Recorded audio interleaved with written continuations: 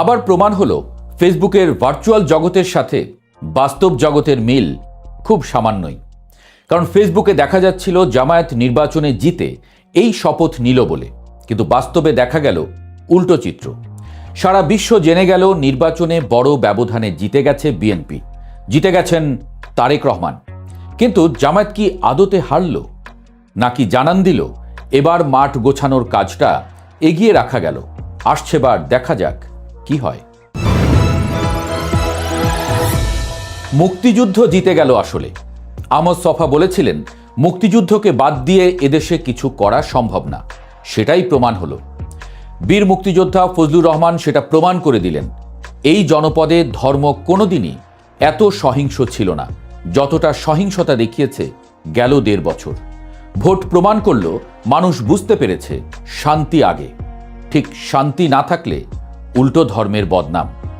২০০৮ সালে আওয়ামী লীগ যে বিরাট জয়টা পেয়েছিল, টেলিভিশনের স্কোরবোর্ড দেখে অনেকে ভাবতে শুরু করেছিল বিএনপি সেই ফলাফলকেও ছাড়িয়ে যাচ্ছে বোধহয়। কিন্তু তা হয়নি, কমও হয়নি তেমন। সেবার আওয়ামী লীগ পেয়েছিল ২৩০টা, এবার বিএনপি জোট ২১২টা, জামায়াত জোট পেয়েছে ৭৭টা। অর্থাৎ ২০০৮ সালে বিএনপির পাওয়া ৩০ আসনের দ্বিগুণেরও বেশি আসন পেয়েছে জামায়াত। ইতিহাসের সবচেয়ে ভালো ফল ঘরে তুলেছে জামায়াত।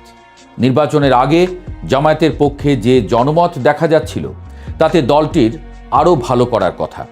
অনেকে ক্ষমতায়ও দেখে ফেলেছিলেন জামায়াতকে, কিন্তু তুলনামূলক কম আসন পাওয়ায় অনেকে প্রশ্ন তুলেছেন, ঘটনাটা কি হলো আসলে? ফেসবুকের আলাপ আর বাস্তবের দুনিয়া তাই বলে এতটা অমিল? সব দলই স্বীকার করেছে নির্বাচন গ্রহণযোগ্য হয়েছে। মাঝখানে যেসব ঘটনা ঘটেছে বাংলাদেশের মতো দেশগুলোতে এসব কিছু ঘটেই, এমনটা বলে তারা মেনেও নিয়েছেন। আমরা কিছুটা আলোচনা করতে পারি বরং, সম্ভাবনা জাগিয়েও কেন জামায়াত আসন কম পেল, কিংবা জামায়াতের আসলে কিছু হারানোর ছিল কি? সবচেয়ে বড় যে আলোচনাটা সামনে আসছে তা হলো তরুণ প্রজন্মের রায়। হাসনাত আবদুল্লাহ, নাহিদ ইসলাম কিংবা আক্তার হোসেনরা যেভাবে বিজয়ের হাসি হেসেছেন, ঠিক তার উল্টো চিত্র আমরা দেখেছি সার্জিস আলম, নাসির উদ্দিন পাটোয়ারি কিংবা তাসনিম জারা ফুয়াদদের ক্ষেত্রে। জনগণ আসলে কি বার্তা দিল? খুব পরিষ্কার, মানুষ আর অশান্তি চায় না। হাসনাত বা নাহিদ যে ম্যাচিউরিটি বা রাজনৈতিক পরিপক্কতা দেখিয়েছেন, কিংবা আখতার যেভাবে জনসম্পৃক্ত থেকেছেন, অন্যরা হয়তো আবেগের বশে বা অতি বিপ্লবী হতে গিয়ে জনবিচ্ছিন্ন হয়ে পড়েছেন। মানুষ শান্তি চায়, স্থিতিশীলতা চায়।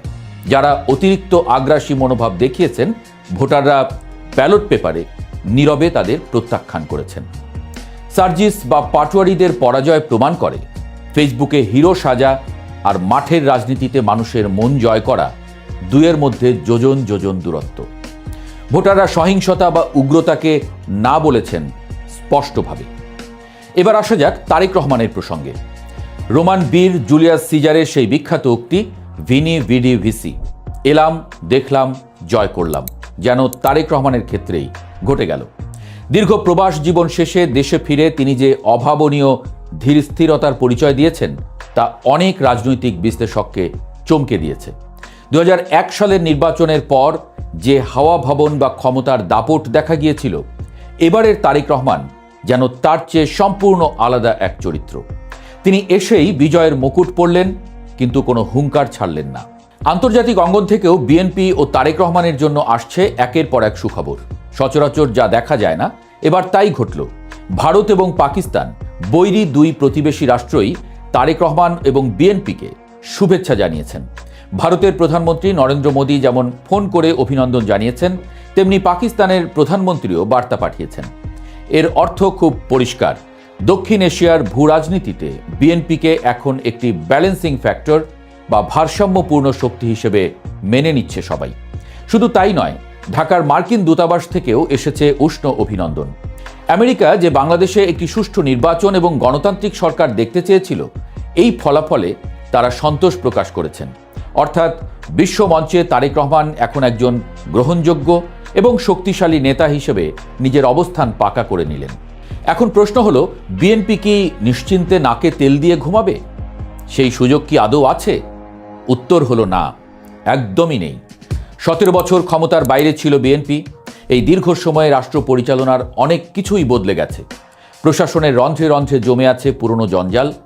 মানুষ বিএনপিকে 200-র বেশি আসনে ম্যান্ডেট দিয়েছে ঠিকই, কিন্তু এই ম্যান্ডেট হলো পারফর্ম করার ম্যান্ডেট। মানুষ মুখিয়ে আছে বিএনপি আসলে কিভাবে দেশ চালায় তা দেখার জন্য।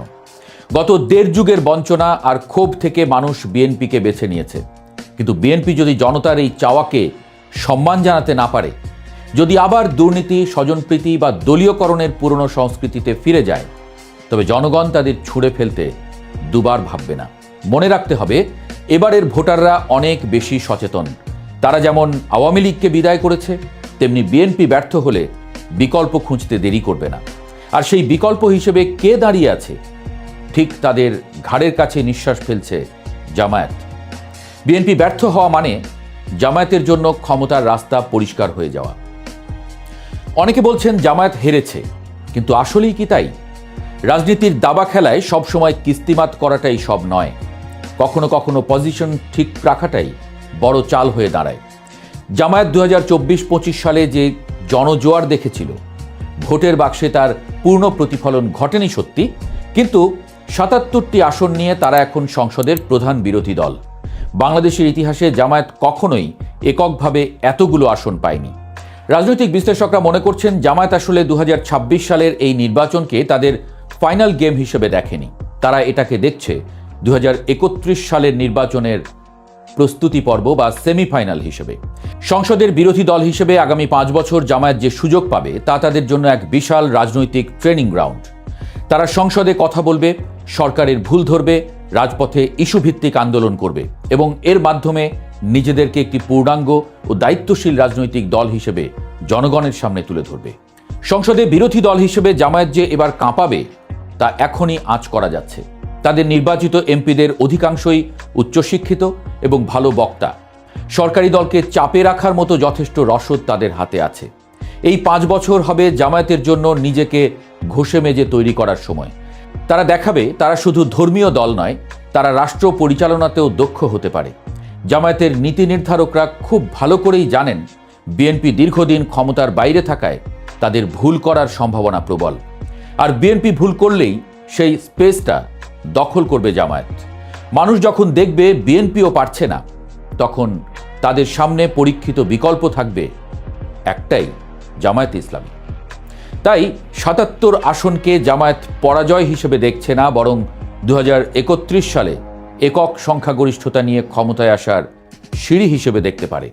তারা মাঠ গোছানোর কাজটা এই নির্বাচনের মাধ্যমে অনেকটা এগিয়ে রাখল। এখন শুধু সময়ের অপেক্ষা আর বিএনপির ভুল চালের দিকে তাকিয়ে থাকা। পরিশেষে আবারও সেই শুরুর কথাই বলতে হয়। ফেসবুকের ভার্চুয়াল জগতের সাথে বাস্তব জগতের মিল খুব সামান্যই। ফেসবুকে মনে হয়েছিল জামায়াত সুইপ করবে, কিন্তু বাস্তবে বিএনপি ল্যান্ডস্লাইড ভিক্টরি পেল। আবার ফেসবুকে মনে হয়েছিল ছাত্রনেতারা সবাই জিতে যাবে, কিন্তু বাস্তবে দেখা গেল মানুষ বেছে বেছে ভোট দিয়েছে। শান্তি, স্থিতি আর অভিজ্ঞতার উপরই ভরসা রেখেছে জনগণ। আগামী দিনগুলো বাংলাদেশের রাজনীতির জন্য তাই খুবই গুরুত্বপূর্ণ।